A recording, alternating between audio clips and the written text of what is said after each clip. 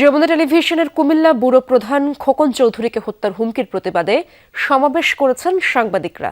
সকালে জেলা রিপোর্টার্স ক্লাবের আয়োজনে কুমিল্লা প্রেস ক্লাব মিলনায়তনে এই কর্মসূচি অনুষ্ঠিত হয়। এ সময় সাংবাদিক খোকন চৌধুরী বলেন, নাঙ্গলকোটে বিএনপির মনোনয়ন বঞ্চিত নেতার সমর্থকদের বিক্ষোভের সংবাদ প্রচার করায় সামাজিক যোগাযোগ মাধ্যমে ও মোবাইল ফোনে তাকে হত্যার হুমকি দেয় কুমিল্লা 10 আসনে মনোনীত প্রার্থী গফুর ভূঁইয়ার অনুসারীরা।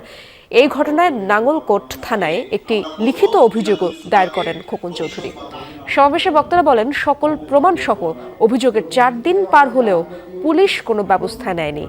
নাঙ্গলকোট থানার ওসিকে প্রত্যাহার সহ অবিলম্বে দোষীদের চিহ্নিত করে আইনের আওতায় আনার দাবি জানানো হয় সমাবেশ থেকে। কিন্তু তারা থেকে এই হলুদ পেল যে আমি মোটা অনেক টাকার বিনিময়ে নিউজ করি এবং মানে ওনার আসলে জ্বলে ওঠার কারণটাই আমি এখন পর্যন্ত খুঁজে পাই।